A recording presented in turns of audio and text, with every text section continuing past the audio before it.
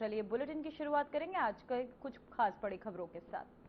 देहरादून में मुख्य सेवक सदन में आयोजित सोशल मीडिया मंथन कार्यक्रम में मुख्यमंत्री पुष्कर सिंह धामी ने शिरकत की। इस अवसर पर उन्होंने कंटेंट क्रिएटर्स, इन्फ्लुएंसर और सोशल मीडिया वॉलंटियर्स के साथ उत्तराखंड के पर्यटन स्थलों, स्थानीय उत्पादों, सांस्कृतिक धरोहर और राज्य की सामाजिक उपलब्धियों के व्यापक प्रचार प्रसार पर चर्चा की।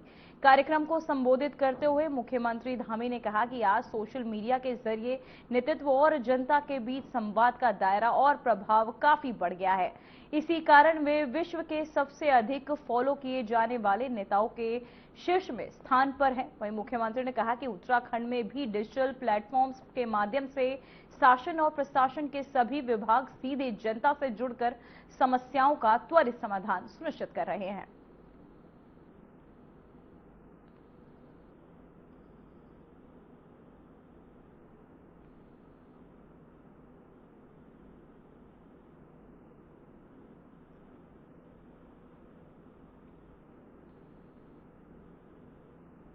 नए नए लोग मुझे दिखाई दे रहे हैं और ऐसे लोग जिनको आने वाले समय में विकसित भारत के संकल्प को सिद्धि तक पहुंचाना है।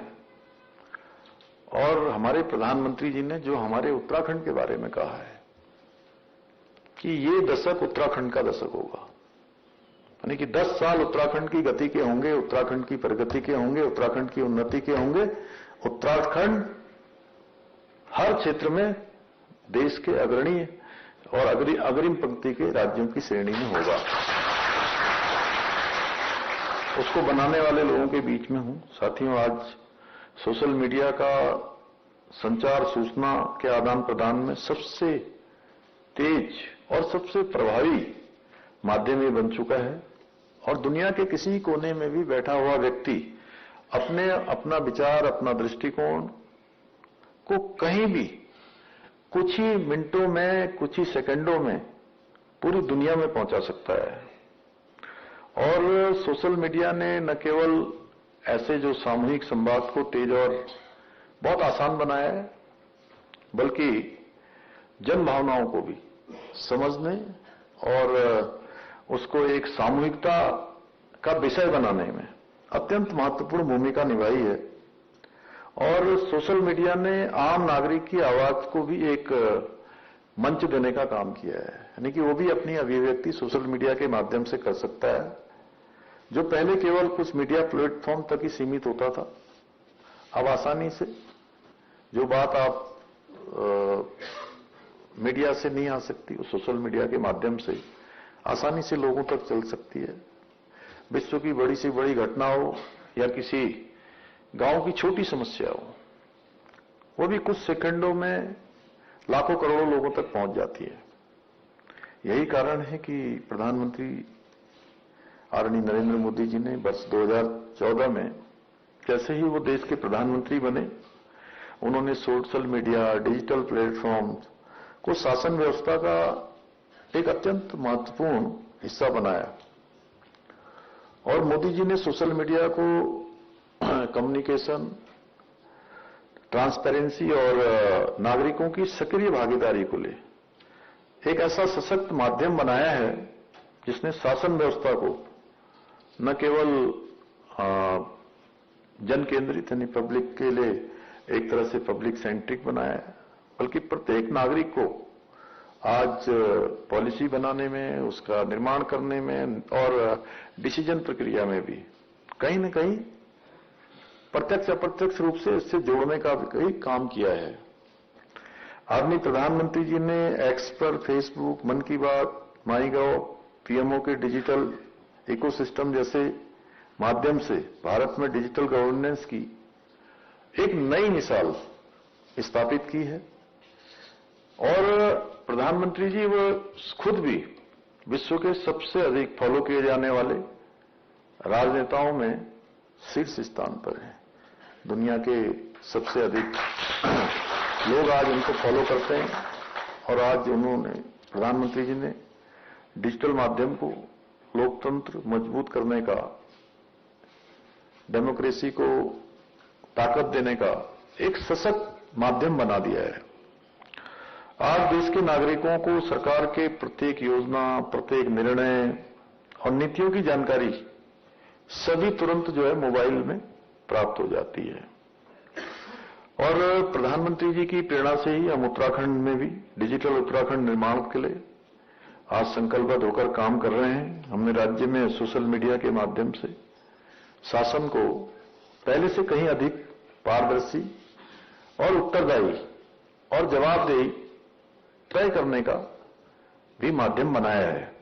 आज मुख्यमंत्री कार्यालय से लेकर राज्य के विभिन्न विभागों में पुलिस विभाग, सभी से जनता आज सीधे कम्युनिकेशन कर सकती है, सीधे जुड़ सकती है, सीधे संवाद कर सकती है। और पहले के समय में ये शिकायतें दर्ज कराने के लिए बहुत लोगों को परेशानी उठानी पड़ती थी, चक्कर लगाने पड़ते थे, कार्यालयों में जाना पड़ता था।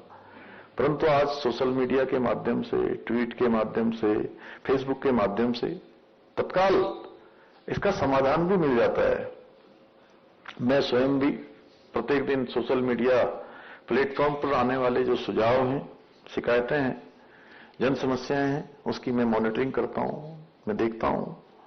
कई बार सिर्फ एक पोस्ट लाइव के कारण किसी बच्चे का इलाज भी संभव हुआ है, उनको मदद भी मिली है, किसी बुजुर्ग की पेंशन बहाल भी हुई है, किसी सड़क की मरम्मत को तेज गति मिली है जो काफी दिनों से अटकी हुई थी, या किसी आपदा में फंसे हुए लोगों को सुरक्षित बचाने में भी सहायता मिली है। वास्तव में सोशल मीडिया आज सरकार और जनता के बीच में एक मजबूत सेतु बन चुका है, जो संवाद को सरल बना रहा है, पारदर्शी बना रहा है और प्रशासन को भी बहुत संवेदनशील बनाने का काम कर रहा है। परंतु जैसे ही सोशल मीडिया जैसे प्रभावी हथियार का, जहां ये सब एक तरफ से इतने सारी सहायता हो रही है, लाभ मिल रहे हैं, वहीं कहीं न कहीं तेजी से इसका दुरुपयोग भी बढ़ रहा है। आज फेसबुक में, सोशल मीडिया में फेक न्यूज हैं, अफवाहें हैं, भ्रामक खबरें हैं, नेगेटिव नैरेटिव्स हैं। ये माध्यम से समाज में आज जो एक कहीं न कहीं फैब्रिकेटेड चीजें, गलत नैरेटिव जो बनाए जाते हैं, इसकी एक प्रवृत्ति वो भी हम सब लोगों के लिए और समाज के लिए भी एक गंभीर चुनौती भी बनकर उभरी है। कुछ लोग सोशल मीडिया की जो ताकत है उसका उपयोग अच्छे कामों के लिए नहीं कर रहे हैं और बल्कि आइडियोलॉजी में डिवीजन करने के लिए कर रहे हैं। लोगों में जो समाज में सामाजिक सौहार्द है, आपस में भाईचारा है, प्रेम है, उसको बिगाड़ने में। और सरकार की जो अच्छी योजनाएं हैं उसमें से भी आधा काट के, आधा पेस्ट करके, ऊपर का नीचे करके, नीचे का ऊपर करके जो बातें पूरी बोली गई हैं, जो योजनाएं पूरी लागू की गई हैं, उनको न बोलकर कहीं न कहीं गलत धारणाएं फैलाने के लिए भी कर रहे हैं। ऐसे समय में आप सभी की जिम्मेदारी, जो सोशल मीडिया के हमारे वॉरियर्स हैं, इन्फ्लुएंसर्स हैं, जो लगातार इसमें एक्टिव रहते हैं, आप सबकी भूमिका कहीं और अधिक महत्वपूर्ण हो जाती है। हाल ही में आप लोगों ने देखा होगा कि कुछ धर्म विरोधी और राष्ट्र विरोधी मानसिकता वाले लोग, उन्होंने यहां भ्रामक खबरें फैलाई, फेक नैरेटिव और झूठे प्रचार के माध्यम से हमारी धार्मिक आस्था है, हमारी समृद्ध सांस्कृतिक परंपराओं को आज बदनाम करने का भी वो प्रयास कर रहे हैं। और अभिव्यक्ति की जो स्वतंत्रता की आड़ में किए जाने वाले ऐसे प्रयास हमारी परंपराओं, संस्कृति और सामाजिक समरसता के लिए बहुत गंभीर खतरा है। यह हम सब लोगों के लिए एक बड़ी चुनौती है। ऐसे समय में हम सब की जिम्मेदारी बन जाती है, हमारी ड्यूटी बनती है, दायित्व बनता है कि कोई भी गलत खबर, भ्रामक खबर, तथ्यहीन या एंटी सोशल चीजें, समाज विरोधी सामग्री को न केवल तत्काल उसका फैक्ट चेक करें, बल्कि तथ्यात्मक रूप से जानकारी भी लोगों तक पहुंचाने का काम हम सबको करना चाहिए। साथियों, कई बार कुछ नेगेटिव कंटेंट क्रिएटर्स सरकार, समाज और धर्म और प्रदेश के गौरव से जुड़ी हुई जो खबरें हैं उनको तोड़ मरोड़ कर और भ्रामक तथ्यों के साथ प्रस्तुत करके अधिक व्यूज और लाइक बटोरना चाहते हैं। लेकिन हमें ये समझने की आवश्यकता है कि जो प्रसिद्धि है और फॉलोअर्स की दौड़ के बीच एक बारीक रेखा होती है। जैसे कई बार बोलते हैं ना, स्वाभिमान और अभिमान, स्वाभिमान और अभिमान, उसके बीच में इतनी बारीक लकीर होती है कि कई बार हमको पता ही नहीं लगता। हम सोचते हैं हम स्वाभिमानी हैं और वो हमारा स्वाभिमान कब अभिमान में बदल जाता है। उसी प्रकार से ये जो प्रसिद्धि और फॉलोअर्स की दौड़ है, इसके बीच में भी एक बारीक रेखा है और हमारी नैतिक जिम्मेदारी और सामाजिक कर्तव्य की भी होती है। उसको भी हमको समझना होता है। जो क्रिएटर्स इस रेखा को समझ लेता है वो समाज को सही दिशा दे पाता है, समाज को अच्छा मार्गदर्शन कर पाता है, और जो नहीं समझ पाता है वो अनजाने में ही सही लेकिन गलत नैरेटिव्स का हिस्सा बन जाता है, जिसके बारे में मैंने शुरुआत में भी यहां चर्चा की थी। और इसके कारण से समाज, प्रदेश और राष्ट्र तीनों को हानि पहुंचती है और कहीं न कहीं एक समय के बाद उसको भी उस हानि का, उसमें उसको भी हिस्सेदारी मिलती है जो गलत नैरेटिव्स बनाने का काम करता है। इसलिए हमें ध्यान रखना होगा कि कहीं इस दौड़ में अनजाने में ऐसा कुछ तो नहीं कर रहे हैं जिससे समाज में, प्रदेश की, समाज की और राष्ट्र की कहीं न कहीं छवि धूमिल हो रही है। तो वहीं उत्तराखंड के मुख्यमंत्री पुष्कर सिंह धामी ने बिहार बीजेपी विधायक दल के सम्राट चौधरी को नेता और विजय कुमार सिन्हा को उपनेता चुने जाने पर हार्दिक बधाई दी है। उन्होंने एक्स प्लेटफॉर्म पर दोनों नेताओं के चयन पर अपनी शुभकामनाएं दी। सीएम धामी ने अपने संदेश में कहा कि आपको बता दें, प्रधानमंत्री नरेंद्र मोदी के कुशल मार्गदर्शन में सम्राट चौधरी और सिन्हा का अनुभवी नेतृत्व बिहार में विकास, सुशासन और जनता की अपेक्षाओं को नई गति की दिशा देगा। तो वहीं आपको बताते चले, खबर सामने आ रही है जहां उत्तराखंड के मुख्यमंत्री पुष्कर सिंह धामी ने बिहार बीजेपी विधायक दल के सम्राट चौधरी को नेता और विजय कुमार सिन्हा को उपनेता चुने जाने पर हार्दिक बधाई दी है। उन्होंने एक्स प्लेटफॉर्म पर दोनों नेताओं के चयन पर अपनी शुभकामनाएं दी।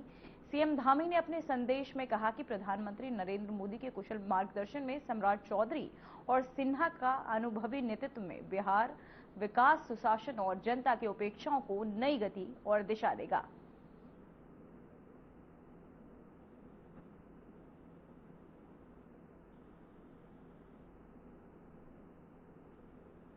तो वहीं उत्तराखंड सरकार ने राज्य के दोनों मंडलों में स्पिरिचुअल इकोनॉमिक जोन स्थापित करने की योजना को हरी झंडी दे दी है। उच्च स्तरीय बैठक में अधिकारियों को इस पहल के लिए विस्तृत कार्य योजना तैयार करने के निर्देश दिए गए। इस परियोजना का उद्देश्य राज्य को वैश्विक आध्यात्मिक, सांस्कृतिक और पर्यटन केंद्र के रूप में विकसित करना है। योजना में धार्मिक, सांस्कृतिक और प्राकृतिक धरोहर के संरक्षण के साथ साथ तीर्थ स्थलों और उनके आसपास के क्षेत्रों का समग्र विकास प्रमुखता से शामिल करना होगा। बैठक में अधिकारियों को शीतकालीन यात्रा को सुविधाजनक बनाने, बुनियादी ढांचों को मजबूत करने और यात्रा, आवास, परिवहन और सुरक्षा व्यवस्थाओं को दुरुस्त करने के निर्देश दिए गए। मुख्यमंत्री पुष्कर सिंह धामी ने कहा कि इससे स्थानीय युवाओं को रोजगार एवं स्वरोजगार के नए अवसर प्राप्त होंगे, वहीं राज्य की अर्थव्यवस्था को नई गति भी मिलेगी।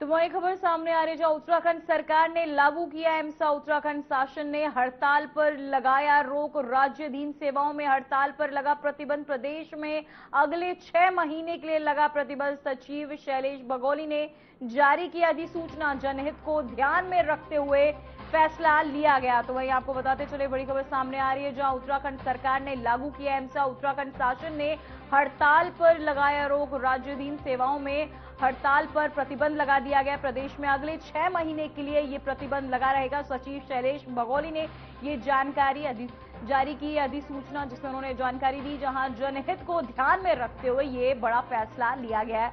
उत्तराखंड राज्य कर्मचारियों और विभागों के अंतर्गत काम करने वाले कर्मियों के लिए आदेश जारी किया गया। शासन ने कर्मचारियों की हड़ताल पर रोक के आदेश किए हैं, जिसके बाद अब प्रदेश में कर्मचारी अगले 6 महीने तक हड़ताल नहीं कर पाएंगे। उत्तराखंड सरकार ने राज्य की प्रशासनिक मशीनरी को सुचारू रूप से संचालित करने के लिए उद्देश्य से बड़ा फैसला लिया है। तो मैं इसी खबर पर तमाम जानकारी के साथ हमारे साथ अजहर मलिक जुड़ चुके हैं। अजहर, मैं जानना चाहूंगी, ये जो बड़ा फैसला सरकार ने लिया है, रोक लगाया हड़ताल पर, इससे आप कैसे देखते हैं? जी बिल्कुल, मैं आपको बता दूं कि उत्तराखंड में बात बात पर हड़तालों का सिलसिला शुरू था। खासकर आउटसोर्सिंग कर्मचारी अपनी मांगों को लेकर हड़ताल पर चले जाते थे, जिससे कहीं ना कहीं सरकारी कामों में तो दिक्कत पड़ती थी, लेकिन स्थानीय लोगों को भी बड़ी समस्याएं पड़ती थी। जिसके बाद ये 6 महीने के लिए आदेश जारी हो गया। अब किसी भी तरीके का कोई भी कर्मचारी हड़ताल पर नहीं जाएगा। जिसके बाद जागरूक लोगों का कहना है कि सरकार का बहुत अत्यधिक अच्छा फैसला है, ताकि किसी भी तरीके की कोई भी समस्या लोगों के सामने नहीं आएगी। खासकर बात यह है, जो आउटसोर्सिंग कर्मचारी थे वो सबसे ज्यादा प्रदेश के अंदर की अपनी मांगों को लेकर हड़ताल किया करते थे। उसी को लेकर 6 महीने के लिए जो अल्टीमेटम, जो आदेश जारी हुए हैं, उसके बाद कहीं ना कहीं ब्रेक मिलेगा और लोगों के रूटीन दिनचर्या, सफर या और भी सरकारी कामों की जो समस्याएं पड़ती थी इस हड़ताल के लिए, वो कहीं ना कहीं खत्म हो। ये सरकार का एक ऐतिहासिक फैसलों में से एक फैसला माना जा सकता है, क्योंकि इस फैसले से जनता के हित के लिए खासतौर से एक फैसला है। जी अजहर, मैं जानना चाहूंगी, सरकार ने अभी एमसा लागू करने की जरूरत क्यों महसूस की? जी बिल्कुल, मैं आपको बता दूं कि लगातार जिस तरीके से हड़तालों का सिलसिला हमने देखा था पिछले समय की बात करी जाए तो वन कर्मचारी या फिर वन कर्मचारी कार्य हो गए, स्वास्थ्य विभाग के कर्मचारी हो गए, या फिर आपके शिक्षा विभाग के टीचर हो गए, अपनी मांगों को लेकर लगातार जो मैदान में उतरे थे, प्रदर्शन कर रहे थे। कोई हाथ पर काला रिबन बांध कर अपना विरोध जताता था, कोई काम को बंद करके विरोध जताता था, जिसकी वजह से सबसे ज्यादा समस्याएं आम जनमानस को आ रही थी। ये हालांकि लेट आदेश हुए हैं। ये आदेश आज से पहले जब सीएम धामी कुर्सी पर बैठे थे, जब ये आदेश जारी हो जाते तो कहीं ना कहीं इस पर एक बड़ा ब्रेक लगता और लोगों की जो समस्याएं, लोगों ने जो समस्याओं से पाला पड़ा है, वो समस्याएं से भी लोगों का बचाव हो जाता जी। और जिस तरीके से ये लागू होने वाले नियम है, इस पर नियमित कर्मचारी हैं, संविदा कर्मचारी हैं, निगम परिषद कार्य प्राधिकरण कर्मचारी, दैनिक वेतन भोगी हैं, आउटसोर्सिंग कर्मचारी हैं, या फिर विभाग में कार्यालय में तकनीकी और गैर तकनीकी स्टाफ है, उनके लिए सब खास तौर से नियम आदेश जारी हुए हैं। इससे सबसे ज्यादा फायदा होने वाला है। इसमें अगर इस आदेश के बाद कोई भी कर्मचारी हड़ताल करता है तो ये गैर कानूनी कैटेगरी में डाल दिया गया है। ये अपराध माना जाएगा। दोषियों के खिलाफ कठोर दंडात्मक कार्रवाई का प्रावधान बनाया गया है। सेवा निलंबित हो सकती है और गिरफ्तारी तक का भी इसमें प्रावधान है। सरकार का इसमें साफ तौर से कहना है, सरकार का ये कदम बहुत ये कदम सुरक्षित करने के लिए है। जनता को मिलने वाली मूलभूत सुविधाओं से बाधित ना हो, उसके लिए है। अस्पताल, परिवहन विभाग, प्रशासनिक कार्यालय, बिजली, पानी, स्वास्थ्य जैसी सेवाएं लोगों तक लगातार स्थिर बनी रहे और सरकारी तंत्र सुचारू रूप से चलता रहे। प्रदेश में सरकारी तंत्र को लेकर किसी भी तरीके की समस्याएं ना है। जी अजहर, मैं जानना चाहूंगी, क्या राज्य कर्मचारियों के सामने कोई बड़ा आंदोलन या हड़ताल की संभावना थी, जिसके चलते ये अहम फैसला लिया गया? नहीं, अभी तो किसी भी तरीके का ऐसी कोई अपडेट नहीं है कि संभावना हो, लेकिन पूर्व की बात करी जाए तो पूर्व में काफी समय से हुआ था। खासकर फॉरेस्ट के कर्मचारी स्टार की मांग को लेकर और अन्य अपनी कई सूत्रीय मांगों को लेकर धरना प्रदर्शन करने लगे थे। खासकर तराई पश्चिमी डिवीजन जो जनपद नैनीताल में स्थित कार्यालय है, वहाँ प्रदर्शन देखने को मिला था, जिसके बाद वन्य सुरक्षा को लेकर काफी संकट मंडराने लगा था। वन्य जीवों की बात हो या फिर पेड़ पौधों की बात हो, उनको लेकर जो सुरक्षा जी कर्मी है जो तैनात रहते जी हैं, उनकी वजह से तो कहीं ना जी, बहुत बहुत धन्यवाद अजहर आपका तमाम जानकारी के लिए। तो वहीं उत्तराखंड कांग्रेस के दिग्गज नेता और पूर्व मुख्यमंत्री हरीश रावत हरिद्वार में वीआईपी घाट पर पहुंचे, जहां उन्होंने पूर्व प्रधानमंत्री इंदिरा गांधी को नमन करते हुए मौन व्रत पर बैठे। ये धरना इंदिरा गांधी की जयंती पर आयोजित किया गया था। इस दौरान रावत ने राज्य की बीजेपी सरकार पर तीखे हमले भी किए, कहते हुए कि पेराई सत्र शुरू होने के बावजूद गन्ना मूल्य निर्धारित नहीं किया गया, जिससे किसानों में नाराजगी बढ़ रही है। उन्होंने आरोप लगाया कि सरकार का नशा मुक्ति अभियान केवल दिखावे तक सीमित है और ये नशे के खिलाफ ठोस कदम नहीं उठाए जा रहे हैं। पर इस समय धरना कर रहे हैं। एक है, इन्होंने किसानों के अभी पेराई सत्र आ गया है, लेकिन गन्ने का खरीद मूल्य घोषित नहीं किया। हरियाणा कर चुका, उत्तर प्रदेश कर चुका, लेकिन ये पता नहीं किस दिन का इंतजार कर रहे हैं। किसान परेशान है। दूसरा, इकबालपुर चीनी मिल का 100 करोड़ से ज्यादा सरकार पर लंबे समय से बकाया है, चीनी मिल को बकाया है। हम चाहते हैं राज्य सरकार को उसका भुगतान करना चाहिए, वो इकबालपुर चीनी मिल से हिसाब किताब करता रहे। और तीसरी मांग है हमारी कि किसानों का जो धान है वो जो खरीद खेत पर जा रहा है, तो उसमें कुछ न कुछ दोष निकाल दे रहे हैं और किसान मजबूर होकर के उस धान को बिचौलियों को औने पौने दाम पर बेच रहा है और ये संगठित तौर पर हो रहा है। तो इसके विरोध में मेरा ये उपवास है। क्या लगता है अगर मांगे पूरी लड़ेंगे और क्या, हमारा काम संघर्ष करना है, हम निरंतर संघर्ष करें। ठीक है, अब हो गया। तो वहीं हरिद्वार को स्वच्छ और आकर्षक बनाने के लिए प्रशासन सक्रिय हो गया। जिलाधिकारी मयूर दीक्षित ने रोडवेज बस अड्डे का निरीक्षण किया और सफाई, शौचालय, वाटर कूलर और इलेक्ट्रॉनिक साइन बोर्ड की स्थिति पर भी नाराजगी जताई। उन्होंने अधिकारियों को चारधाम यात्रियों के लिए स्वच्छ वातावरण सुनिश्चित करने, अतिक्रमण हटाने और बस अड्डे का सौंदर्यीकरण करने के निर्देश दिए।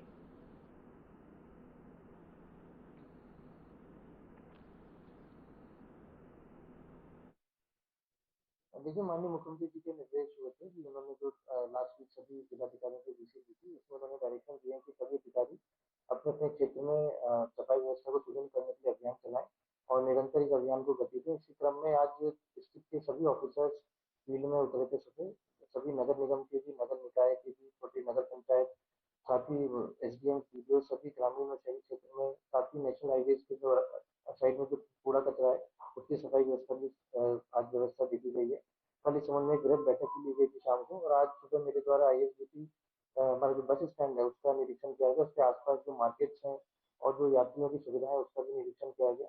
सफाई व्यवस्था को और बेहतर करने के लिए वहाँ पर डायरेक्शन दिए गए हैं। साथ ही हम वहाँ पर जितने भी रेडी के लिए अभी होटल, ढाबे, बस स्टैंड और रेलवे स्टेशन के आगे चल रहे हैं, उनका सत्यापन करने के लिए पुलिस को डायरेक्शन दिए गए हैं और जहाँ जहाँ भी अतिक्रमण जैसी सिचुएशन पाई जाती है वो अतिक्रमण हटाने के लिए भी कार्रवाई करने के लिए डायरेक्शन। तो वहीं उत्तराखंड में मदरसा शिक्षा व्यवस्था को लेकर बड़ा निर्णय लेते हुए धामी सरकार ने घोषणा की है कि 1 जुलाई 2026 से राज्य का मदरसा बोर्ड समाप्त कर दिया जाएगा। सरकार ने इस फैसले के बाद धार्मिक शिक्षण संस्थानों में हलचल बढ़ गई और मौलानाओं तथा मदरसा संचालकों में स्पष्ट रूप से चिंता देखी जा रही है। राज्य में वर्तमान में 452 मदरसे संचालित हो रहे हैं, जो अब मदरसा बोर्ड की जगह अल्पसंख्यक शिक्षा अधिकार प्राधिकरण से मान्यता ले सकेंगे। सरकार का कहना है कि ये कदम शिक्षा व्यवस्था को एक समान और पारदर्शी बनाने के उद्देश्य से उठाया गया है।